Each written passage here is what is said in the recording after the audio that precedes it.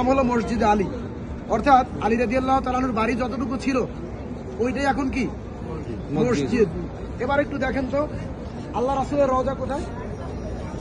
ওই যে সবুজ গম্বুজ, ওইখান থেকে এতটুকু দূরত্ব ছিল বাবা এবং মেয়ের বাড়ি। বোঝা গেল কি? এবার একটা জিনিস দেখেন, আল্লাহ রাসূল সাল্লাল্লাহু আলাইহি ওয়াসাল্লাম যেদিন মারা যান ওই জায়গায়, সেদিন আয়েশা রাদিয়াল্লাহু তাআলা আনহার ঘরে ফাতেমা ছিল, ফাতেমা রাদিয়াল্লাহু তাআলা আনহা। তো আজরাইল আসছে, আসার পরে ফাতেমা বললেন যে পা হলো জমিনে, মাথা কোথায়? আসমানে। এরকম একজন লোক দরজায়, বাবা আমি তাকে ঢুকতে অনুমতি দেই নাই। রাসূল সাল্লাল্লাহু আলাইহি ওয়াসাল্লাম চোখের পানি ছেড়ে দিয়ে বললেন, মা আসতে দাও, উনি হচ্ছে জান কবজকারী। ফাতেমা বললেন, না আসতে দেওয়া যাবে না, আমার বাবার জান কবজ করতে দিব না। তো আল্লাহ রাসূল বললেন, তুমি আসতে দাও। আয়েশা রাদিয়াল্লাহু তাআলা আনহা তাকিয়ে আছেন, দূর থেকে তিনি বুঝতে পারতেছেন না বাবা মেয়ের মধ্যে কি কথা হচ্ছে। আল্লাহ রাসূল কি যেন বললেন, ফাতেমা হাসলেন, আবার কি যেন বললেন, ফাতেমা কাঁদলেন। আজরাইল ঢুকলেন, জান কবজ হলো। পরবর্তীতে আয়েশা সিদ্দিকা রাদিয়াল্লাহু তাআলা আনহা জিজ্ঞেস করছেন, ফাতেমা তোমার কাছে একটা প্রশ্ন, তোমাকে কি বললো যে তুমি হাসলাম, আবার কি বললো যে তুমি কাঁদলাম? তখন বললেন যে বাবা আমাকে বলেছে যে বাবা মারা যাওয়ার পর বাবার সাথে আমাদের পরিবারের মধ্যে আমার কোনো থাকতো, আর দ্বিতীয়বার আমি কেঁদেছি, বাবা বলছে কিছুক্ষণের মধ্যে সে দুনিয়া থেকে বিদায় নেবে।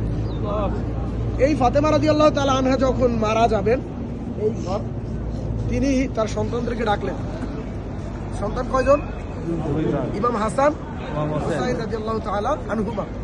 ডেকে তাদেরকে খাবার খাওয়ালেন।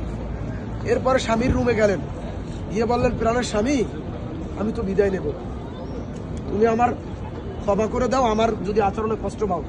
আলী রাদিয়াল্লাহু তাআলা হাত দুইটা জড়াই ধরছে, সহিহ বুখারীর হাদিস, ধরে বলছে, ফাতেমা তোমার তো সকল হক আমি আদায় করতে পারি নাই, তুমি আমাকে মাফ করে দাও।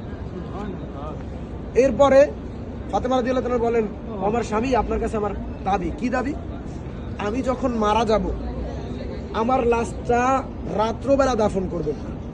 কখন দাফন করবেন? এবং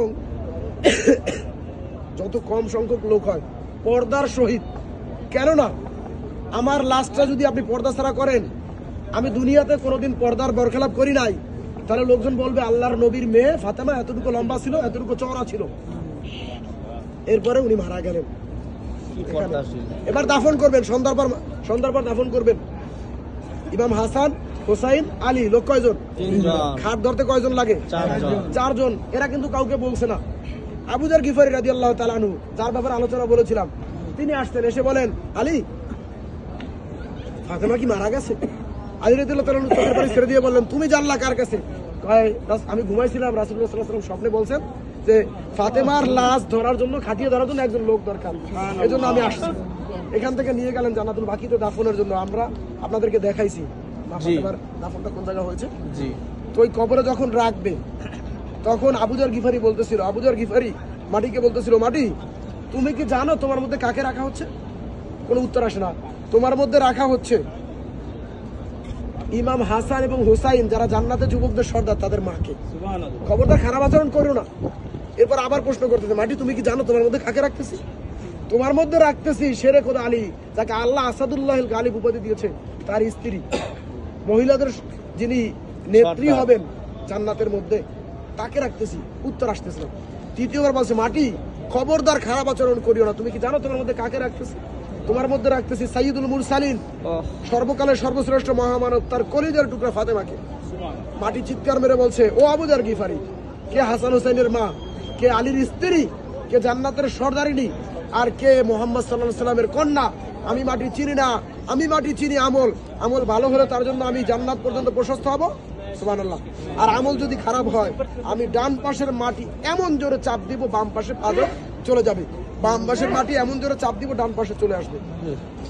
হাদিসের মধ্যে আসছে, এই শব্দ শোনার পর আবু যার গিফারি 6 মাস, মতান্তরে 7 মাস জীবিত ছিল। আবু যার গিফারি কোনোদিন আর হাসে নাই। এই আওয়াজ শোনার পরে সর্বদাই কাঁদতেছিলেন কবরের ভয়ে। এবার মা বোনদেরকে বলতে চাই, ফাতেমার চেয়ে গুণে গুণান্বিত, রূপে রূপান্বিত, আমলে আমলকৃত আর কোন নারী কি ছিল? না। সেই ফাতেমার ব্যাপারে যদি কবরের মাটি এটা বলে, ও মা ও বোন, তাহলে আপনার ব্যাপারে কি হবে? একটু ভাবেন, একটু গভীর ভাবে ভাবেন। স্বামীর খেদমত কেন করবেন ফরজ? পর্দা আপনি কেন করবেন? নামাজ আপনি সময় মতন কেন করবেন? নামাজ যদি আপনি আজানের সাথে সাথে পড়েন, জামাতের সওয়াব পাবেন।